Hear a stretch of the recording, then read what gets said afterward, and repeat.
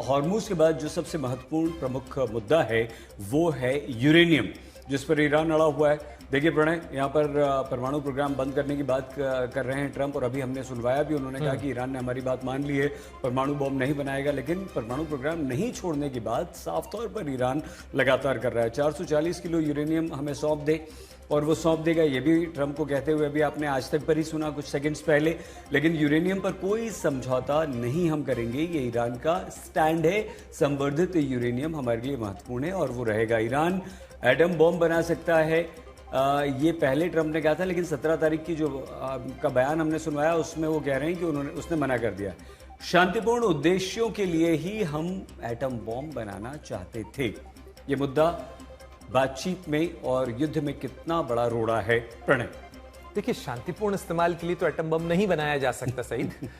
Atom bomb बनाने से Iran इनकार करता रहा है, ये कहते हुए इनकार करता रहा है कि ये उसकी नीति में नहीं है, और इसलिए अमेरिका दबाव बना रहा है क्योंकि ईरान ने एनपीटी पर दस्तखत किए थे, यानी न्यूक्लियर नॉन प्रोलिफरेशन ट्रीटी का हस्ताक्षर करता मुल्क है, और इसीलिए अंतर्राष्ट्रीय अपेक्षाएं भी यही है।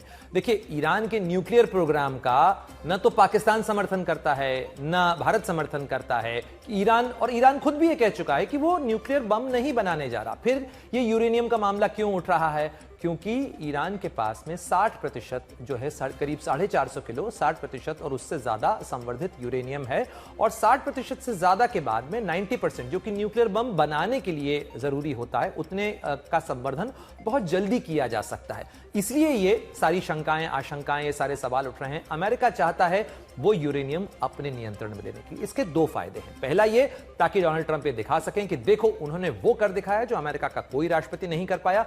उन्होंने ईरान से संवर्धित यूरेनियम ले लिया, ईरान की परमाणु क्षमता को डिग्रेड कर दिया, उसकी परमाणु बम बनाने की क्षमता को खत्म कर दिया। लेकिन ईरान इससे पहले भी, जब JCPOA की डील हुई थी बराक ओबामा के कार्यकाल में 2015 में, तब ईरान ने अपने संवर्धित यूरेनियम की एक खेप रूस को सौंपी थी। साथ ही संवर्धन को करीब 3% तक सीमित करने के फैसले पर जो है वो सहमति जताई थी, और वो एक पूरा समझौता हुआ था जिसमें अमेरिका, फ्रांस, चीन, रूस, ये सारे देश उसके अंदर सहमतिकर्ता के तौर पर शामिल थे, और उसमें एक सहमति बनी थी। लेकिन डोनाल्ड ट्रंप ने उसको तोड़ दिया। अब वो एक नया समझौता चाहते हैं, और वो नया समझौता जब तक नहीं होता तब तक पेंच फंसा हुआ है यूरेनियम को लेकर, क्योंकि यूरेनियम को ईरान से लेना उतना आसान नहीं है जितना बयानों में डोनाल्ड ट्रंप कह रहे हैं। तो क्या मतलब ये हुआ प्रणय कि यही दो मुद्दे हैं, हॉर्मूज और यूरेनियम, जिसकी वजह से बातचीत आगे नहीं बढ़ पा रही, सेकेंड राउंड शुरू नहीं हो पा रहा है, वेन्स अभी तक निकले नहीं हैं, और ईरान ने तो साफ कह दिया कि हम बात करेंगे ही नहीं इन शर्तों पर?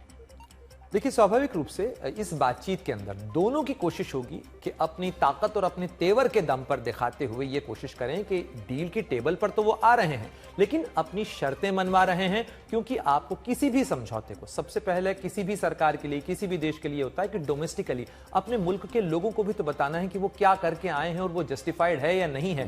क्योंकि दोनों के ही सामने, ट्रंप के सामने मिड टर्म इलेक्शन की परीक्षा है, वहीं ईरान की सत्ता के लिए चुनौती है कि वहां अभी कुछ महीने पहले ही लोगों का विरोध प्रदर्शन हो रहा था। वो इस समय एक बहुत नाजुक दौर के अंदर हैं, वो अपनी ताकत का नियंत्रण खोते हुए दिखना नहीं चाहते हैं, इसलिए उनके लिए भी ये नाक का सवाल है।